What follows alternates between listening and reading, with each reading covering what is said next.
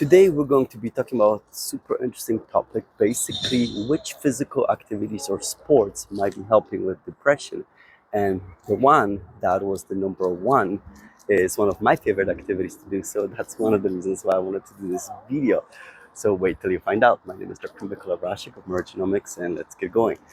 So basically, why did the authors wanted to investigate this? Why investigate the impact of physical activity on helping improve your depression?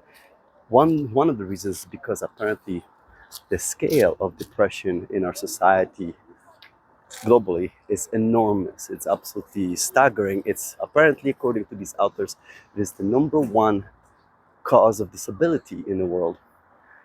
And as a consequence, obviously it can really impact life satisfaction for people, and it is apparently even bigger impact than, say, going into debt, going through a divorce, or even getting diabetes. So definitely not something, it's not trivial. That's reason number one. They mention other reasons. Another one is the fact that while majority of people, or a lot of people, do respond to medications well, not everyone will, and people can be resistant to medications. And this actually brings me to another important topic, is that if you do need to take medications for mental health or depression, it is, in my opinion, very wise to consider pharmacogenetic testing. And the reason why, this is one area that I've invested a lot of time in the past studying. This is one of my areas of interest and something that I was good at in understanding it. And it's the fact that being able to look at the pharmacogenetic information, it helps people determine how they can potentially metabolize different drugs, and that can help select appropriate medication so that some of the individuals do not have to go through this enormously taxing trial and error with when it comes to medications. But that's besides the point, really. That's just a hint, basically. The topic of the video is about, obviously, how you could be helping yourself via physical activity. This train coming by. and another fact is that not everyone might even have access to proper medications to be able to help themselves. So for all of these reasons, the authors wanted to start investigating and basically do a form of meta-analysis as to what kind of physical activity might have the greatest impact. Now, meta-analysis are some of the best studies we can look for in terms of truly discovering what works versus not as intervention. Basically, this is an accumulation of different clinical trials together, where you put them together to determine overall power. So to give you an example, in this case, the authors accumulated more than 200 different studies together into one, encompassing something like more than 14,000 individuals. So this is basically, my point is that this is getting large, very large. And when you start accumulating so much previously published evidence together to see how well they might work together statistically, that starts giving you very powerful clues as to what might be effective versus not. And they looked at what they refer to as modalities. Basically, what they mean by that is different type of activities, physical activities, or sports, and they wanted to see what will work versus not. And let me just show you a little bit of the school castle. And this is where it's going to get a little confusing, because there's different ways of how they measure this. So the one, for example, ways is how effective a specific activity was. So that was one way how they determined it. It's number one. Another one is basically, so that means if you did this, how effective was it in terms of reducing individuals' depression, right? That's number one. Number two was, if you tried an activity, how likely it was going to produce results. And number three, how much weight can you put into the study in terms of whether it's truly effective or not, based on the studies. Really, how much confidence can you have that the result is going to give you true information versus not.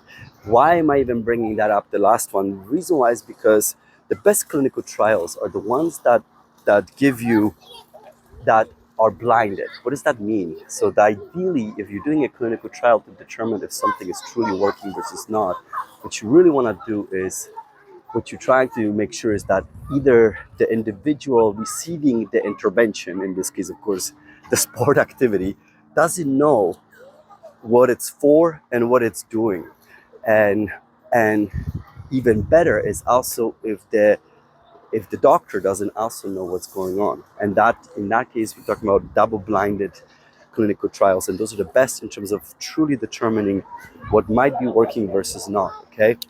In this case, because the participants were asked to do specific sports, it's not necessarily easy to have them blinded. And the authors mentioned that clearly some of the participants, the activity was not even randomly assigned to them. So that's potential issue number one. And obviously there's that issue of the fact that they were not necessarily blinded to what intervention they were doing, because they were asked to do a specific activity. And if you're not blinded to this, that means you can have automatically you can start introducing certain biases in your own mind.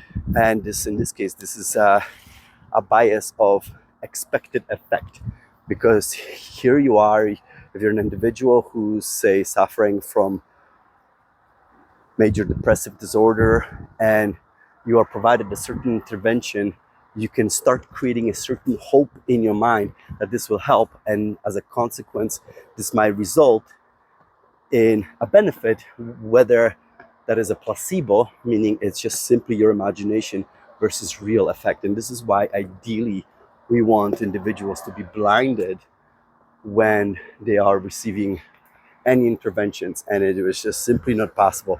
What that means is that confidence level in terms of how effective these interventions were in terms of reducing depression were either low or very low. And we're going to talk about this. All right, so they have this figure that basically shows a lot of numbers, but really what you want to focus on is, first, we're going to look at the effectiveness. So if a person were trying, how effective was it in terms of reducing their depression? And the best one, this is my favorite part, really, and this is why I wanted to do this video. And the best one was, are you ready to take a guess? It was dancing. And why I'm enjoying this is because I absolutely love dancing. You probably didn't know this but it's one of my favorite ways of burning calories. That doesn't mean I'm good at this, but I just love burning energy that way. And yeah, it had the largest effect of all activities studied. And if you look at the table that they provided, this figure of effect, so dancing was number one with the largest effect. This was followed by, let's see if I can remember this. I believe the next one was walking and jogging. This was then followed by cognitive behavioral psychotherapy. And then it was followed by exercise in combination with selective serotonin reuptake inhibitors, or SSRIs. And as far as I understand, SSRIs and cognitive behavioral psychotherapy are the two standard approaches right now that we typically go to when we want to treat people for depression. All right, so but that one, remember, this was both the drugs and the exercise, and the next in line I believe was yoga. So these are the most effective therapies. So cognitive behavioral psychotherapy or therapy was powerful. It had a moderate effect, and all of these had moderate effects. But when it comes to drugs alone, they also had an effect. But if you look at the list, they basically barely went past of having an effect that was large enough to even call it a clinical effect. So of everything that they looked at in these studies, they were, of those that actually worked, they were the weakest, drugs alone. But look, when you combine drugs with exercise, they rank way, way, way up there. So very, very interesting in its own right. All right, so this is basically the effect size. Next thing is, if you try to do the activity, how likely were it going to work? And in this case, again, number one was dancing, number two was yoga, and actually no, sorry, number two was the exercise and the drugs, the SSRIs, and number three was walking and jogging. Right, so you can see a little bit of different order, but when it came to looking the confidence level of how real this effect could really be based on these clinical trials, because of these biases that very likely individuals were experiencing because they were not truly blinded in their clinical trials, then only walking and jogging had a low effect, and everything else had very low effect. All right, so that's basically the conclusion here of these studies. The authors also looked at a couple other things that I also thought was interesting and kind of cool, because number one, they divided it by, say, gender or age, and that was a little surprising to me. So women, the most effective activities for women in terms of reducing their depression, and this has really surprised me, was strength building and cycling, something that I would normally typically associate with men. That's the type of sports that I would more think like men would gravitate to than women. And when it came to men, also was surprising. It was kind of also reverse of what I expected. So when it came to men, the activities were yoga. It was aerobic exercises in combination with psychotherapy, as well as Tai Chi. Again, not something that I would think that would be the first exercise you would think that men would be gravitating to. But basically, these were the most powerful for specific genders. Now, when it came to age, older individuals benefited more from the aerobic exercises with combination of psychotherapy, and younger individuals benefited more from strength exercises. So so that I thought was really neat, and authors discussed this as well in the conclusions, and I'll tell you what they mentioned about that. Basically, they were mentioning that down the road, when they're discussing in the conclusions, that we should be moving forward, not just in introducing exercise as a standard benefit for anyone who's dealing with depression, but we probably should start getting this idea so that we start making specific recommendations to people based on their gender and age as well. Now, there was one more thing that they looked in detail that I also thought was really cool, and that was the level of exercise. And while all levels had benefits, so whether you were doing a little bit of exercise, light exercise, such as, say, walking, or very intense exercise, there's benefits. But the more intense the exercise was, basically the greater the benefit were, visible benefits were to you in terms of reducing depression. So I thought that was also very interesting. Overall, they mentioned, look, there are certain guidelines in the world that do recommend exercises. So this is US, UK, and Australia guidelines suggest that exercises should be promoted to people with depression, but they don't really mention which exercises, so which modality, and what intensity should be considered. So basically, what that means. Thank you. So basically, they're proposing that this type of exercise should not be conditional at all, but it should be introduced in all guidelines, that exercises can be so beneficial that everyone with depression should consider it. The only thing that they mentioned that did not seem to work is that you cannot really give the individuals an autonomy of deciding of what to do. And the reason why is because when people were simply, for example, told, hey, you should do these exercises, the exercise will do very well for you, like basically just a background information, that didn't work very well at all for these individuals. What you really need is regimented, specific type of exercises, because that's only then really worked, and you need to have that certain sense of responsibility for your accomplishments in order for this to be kind of effective. But anyway, they're mentioning that this should be now standard, and all doctors should be considering letting individuals know about exercises as well, and it should be standard part of helping people deal with depression because of how promising these results based on this meta-analysis basically look. All right, so I thought that was very, very cool, because and why did I also why did I this capture my interest? You know, like what happened is recently I did this video on vagus nerve and the influence of the vagus nerve activation on helping people with depression and anxiety, and how powerful that was.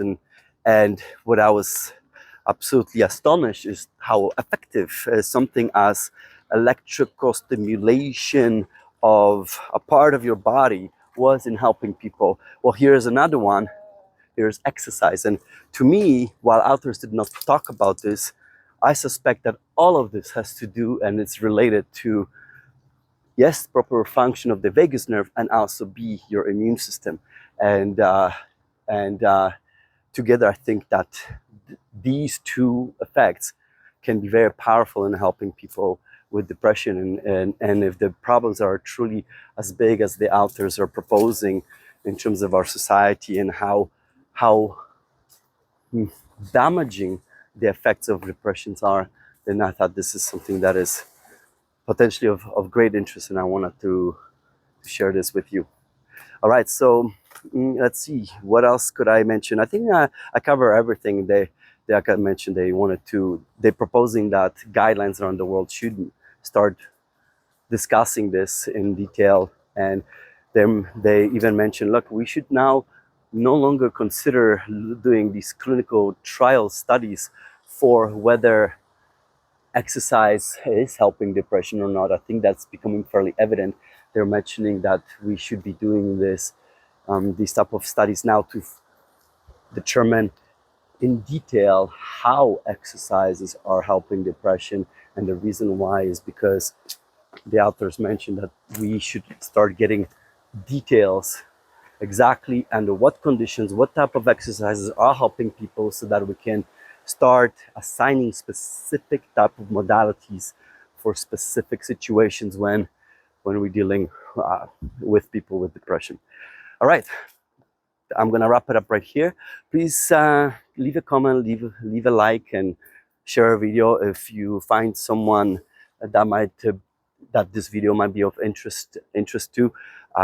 There obviously you can find which exercises were being listed in that fairly large table figure, right? So you can see, is there an exercise of your particular liking as well, and and go for it, because it seems that it's working and it's helping. So then why not? And I'm very much interested in interventions that are non-pharmaceutical, but more like lifestyle choices. This is something that is of great interest to me. What can you do in order to change your lifestyle decisions, or basically, what are you doing in order to help yourself with your health overall? And here's another example when it comes to depression. And bye for now, and I'll look forward to seeing you in another installment. Ciao, everyone.